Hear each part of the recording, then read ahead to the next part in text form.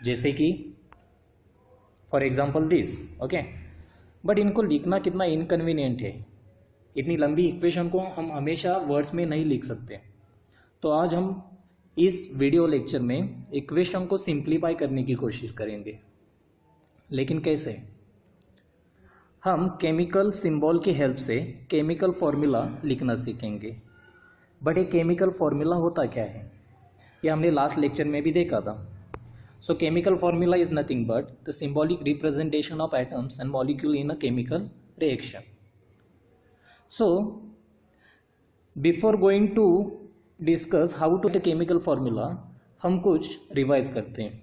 जैसे कि मैंने लास्ट लेक्चर में बताया था what is radical. So radical is nothing but an atom or a group of atoms that behaves like a single unit and shows valency, okay। जैसे कि example पे मैंने बोला था हाइड्रोक्सी आयन, ओके, तो OH निगेटिव, ओके। यहाँ पे oxygen और हाइड्रोजन, ये दो एटम्स कंबाइनली एक जैसे बिहेव करेंगे, okay, behave like the one atom, okay, and it shows valency, okay. यहाँ पे वैलेंसी है वो +1 +2 +3 +4 या -1 -2 -3 -4, ऐसे बहुत सारे रेडिकल्स है जो वेरिएबल वैलेंसी भी शो करते हैं, ओके। सो इनको हम डिटेल में स्टडी करने वाले। So we will discuss now what is valency chart. Valency chart को हम याद रखने की कोशिश करेंगे। सो बेसिकली वैलेंसी चार्ट 8 हिस्सों में डिवाइड होता है, +1 +2 +3 +4 और -1 -2 -3 -4, ओके। तो इसको हम याद कैसे रखेंगे? इसको याद रखने का एक ही तरीका है कि इसको बार बार आप रिवाइज कर लो, ओके।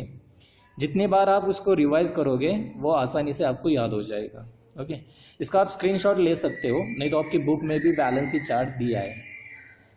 तो केमिकल फॉर्मूला और केमिकल फॉर्मूला लिखने के लिए आपको बहुत ज़रूरी है वैलेंसी चार्ट को याद करना, ओके। सो आप जहाँ पे आप स्टडी करते हो वहाँ पे आप वैलेंसी चार्ट एक पेज पे लिख के वहाँ पे आप उसको रखो और बार बार उसको देखो, या अपने आप याद हो जाएगा, ओके। सो ना -1 यहाँ पे देखो OH है, ओके, हाइड्रोक्सिड आयन है, फ्लोराइड आयन है, क्लोराइड आयन है, bromide, bicarbonate, nitrate, okay, ammonium, silver, hydrogen, potassium, sodium, ये +1 दिखाते हैं, ओके।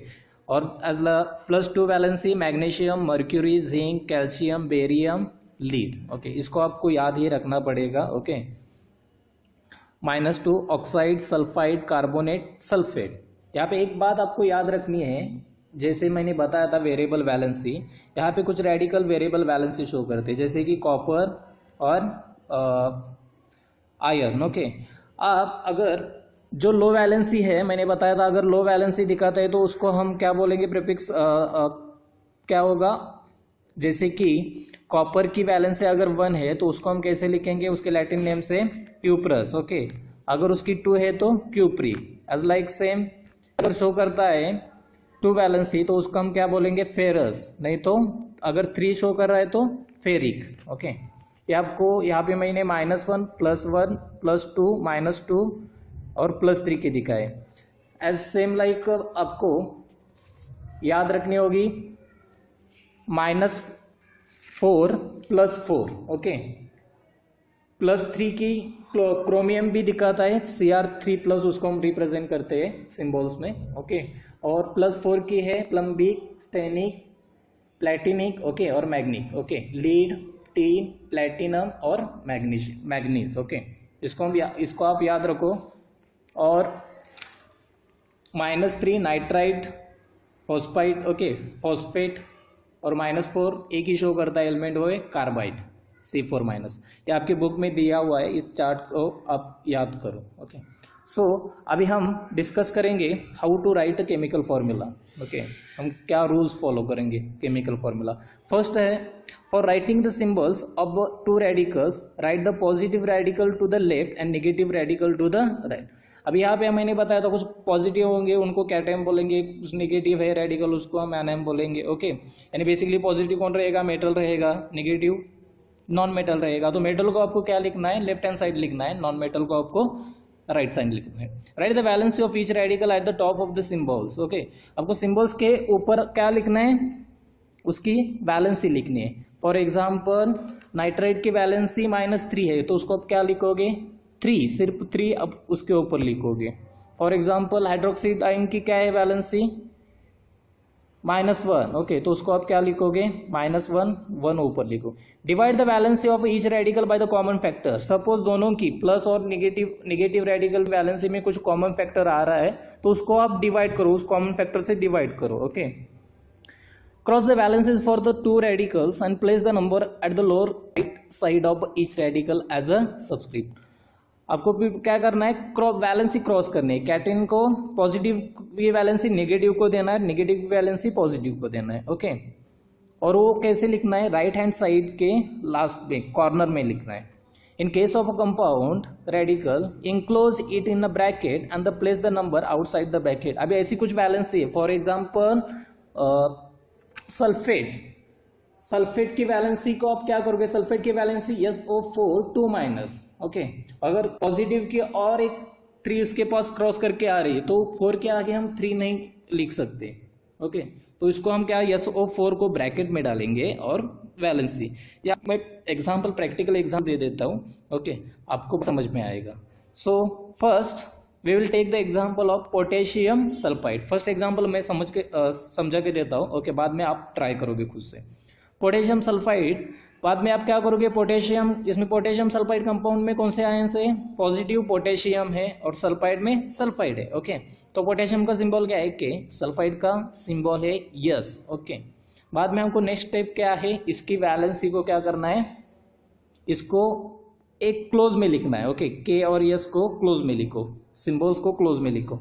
बाद में उसकी वैलेंसी, अभी पोटेशियम की वैलेंसी क्या है, ओके, पोटेशियम की वैलेंसी +1 है तो हम उसके ऊपर पोटेशियम के ऊपर 1 लिखेंगे। ओके, देन सल्फाइड की वैलेंसी क्या है, 2 है। ओके, -2 है तो इसको हम माइनस को नहीं लिखेंगे, यहाँ पे सिर्फ 2 को ऊपर लिखेंगे।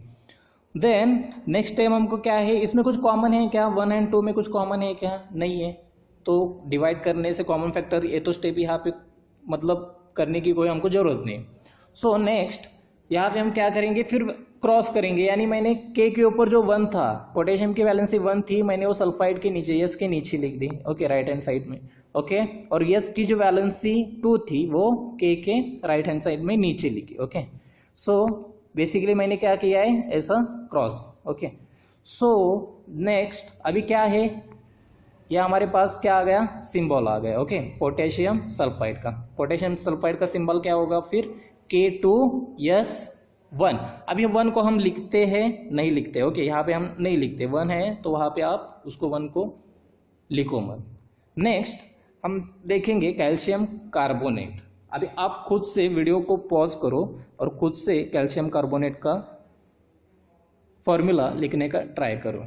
तो बेसिकली